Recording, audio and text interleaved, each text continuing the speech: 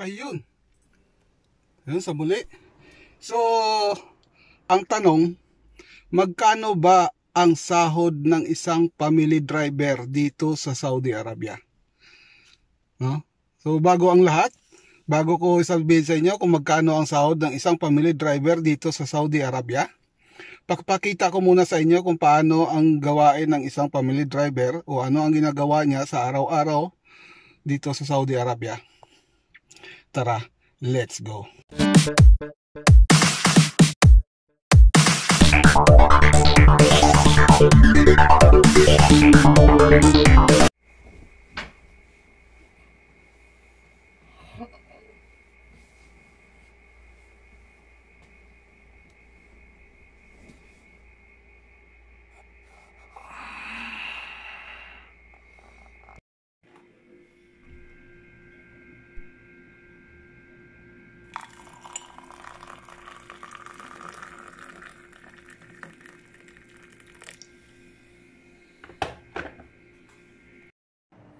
Ayun, magandang umaga po sa inyong lahat.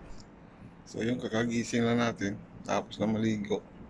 So, mag-umpisa tayo ng linis, no? So, ganito ang trabaho ng isang family driver.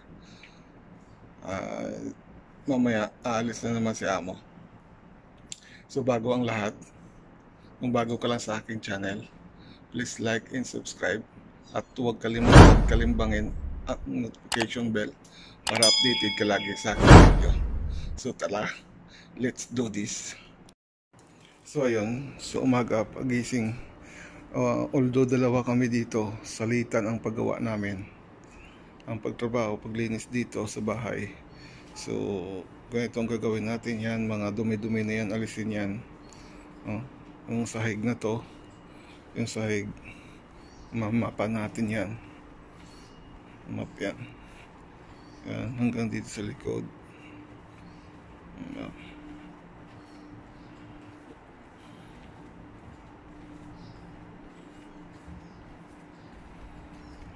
Dito sa likod, mag-map tayo. Yan. Ito mga basura na to eh. Ito bagong bili dito. Ayan. Ito yung symbol ko to. Ito swimming pool, may tagalinis dito.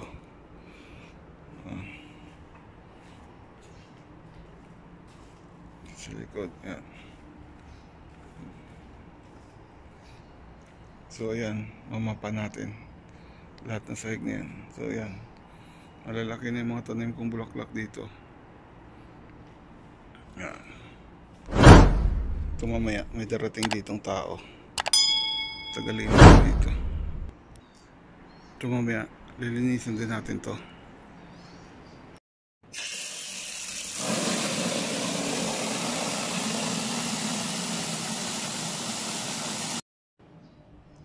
So ayan, isa natin.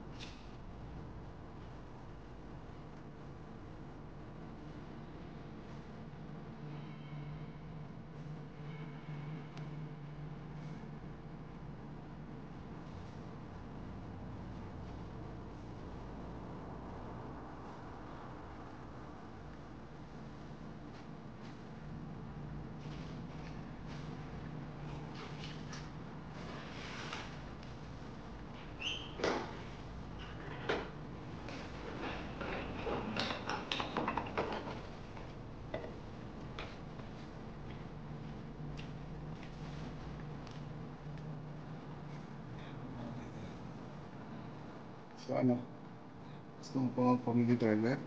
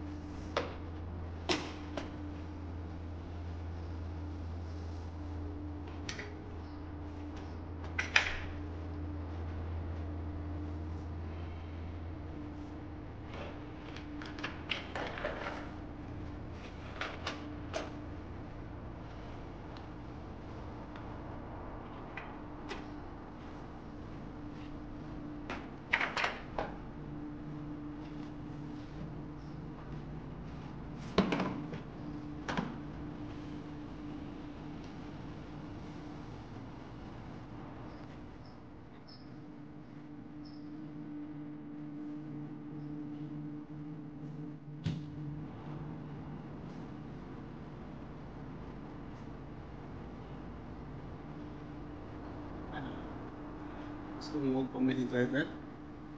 Let's go.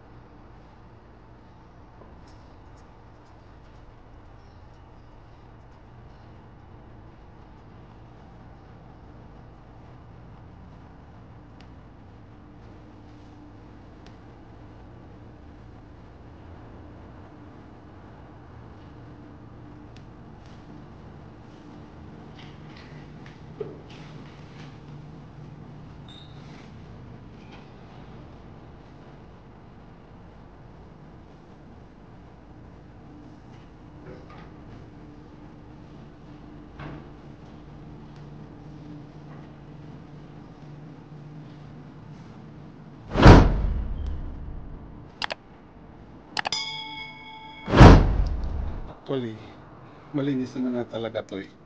Araw-araw kasi kami na namin ito tinitira, so inuulit lang araw-araw din. Kaya wala dumi. Magkakadumi lang siya pag nag-sunstorm. Kaya pag nag-sunstorm, ang dumi-dumi dito. Pero kung sundin mo araw-araw, hindi naman masyado. So, tara, tuloy. Ano? Gusto mo pa mag-family driver? Ha?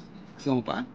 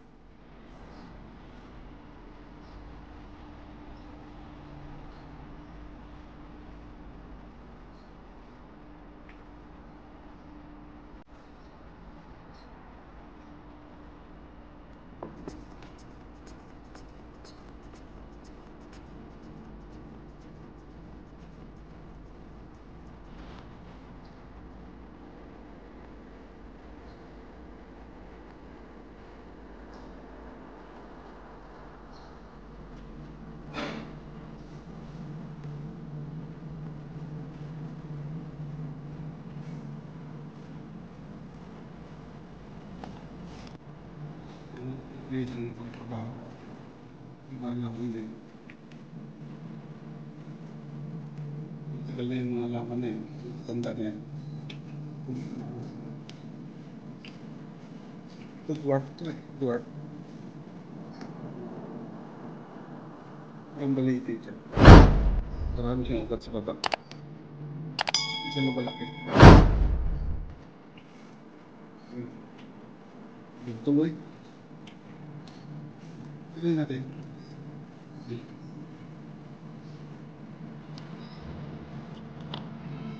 Yan yan ha.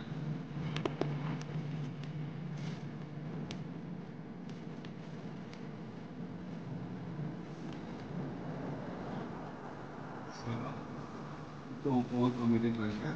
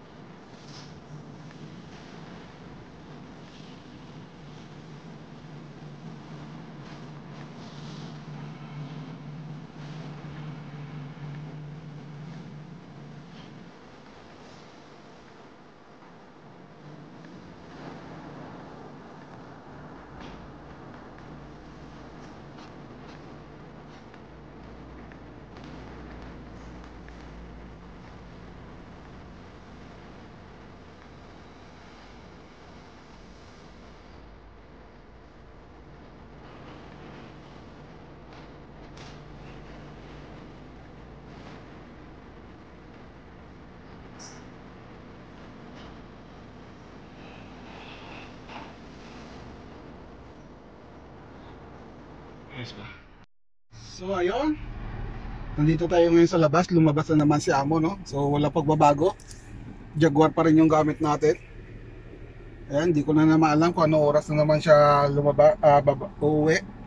So yun nga, tuloy natin, no? Kung magkano ang sahod ng isang family driver dito sa Jeddah, Saudi Arabia.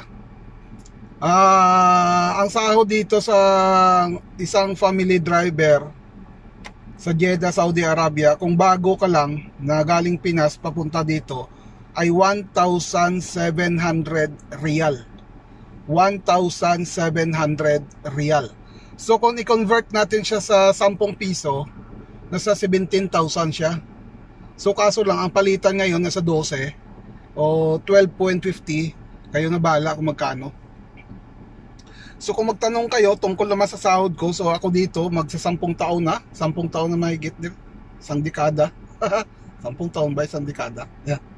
10 taon na ako dito, so medyo tinastasan naman nila ako kunti. Pero ang ibibigay ko lang na totoo sa inyo, yung magkano ang sahod ng isang family driver dito sa Saudi Arabia, 1,700. At ang trabaho dito wala sa oras, no? Katulad nito, kumakain na ako kanina. So kailangan mo huminto dahil lalabas na si Amo. Need mo talaga na umalis, paspas ka, toothbrush ka. So mabuti nakaligo na ako tuwing umaga. Tuwing umaga naliligo talaga ako kasi anytime kasi lumalabas yan. So kailangan naman kahit pangit ka, basta medyo neat ka lang konti, no? Medyo planchado naman, no? Hindi bali pangit ang mukha basta hindi ka lang mabaho. At take note, rigtag ang pabango, no? Tsaka rigtag din ang damit, rigtag din ang short. Naka-short lang ako. Yun, no? Wala naman reklamo yung si Amo pag kung anong suot ko. Basta neat lang, basta malinis ka lang, nakataplik ang buhok, boom. Yun, no? At sana nakita nyo kung ano ang trabaho ko. Yun, kailangan lang lagi malinis yung sasakyan. Kasi minsan kung ano-anong sasakyan sabihin niya, prepare Mercedes, prepare Jaguar, prepare Honda, prepare Geely. Kailangan tatlo na yon, linisan mo para hindi ka nag-haul sa oras kung ano man gusto niyang piliin doon. Kaya yun, maraming salamat sa inyo sa pagpapanood sa video ko. At sa sunod, ano na naman ang gusto nyo, comment lang sa baba kung ano ang gusto nyo malaman at gagawin natin. So for today, nandito tayo sa Cornish dahil lumabas si Amo. At hindi ko lang alam kung ano na naman, no? So igagala ko kayo sa Cornish sa sunod naman siguro na video nito. Pagtapos nito, ipo-post ko to, sunod na video yung Cornish. So maraming salamat sa pamanonood sa inyo. Maraming salamat sa pagpanood nyo sa video ko. Salamat, goodbye, God bless.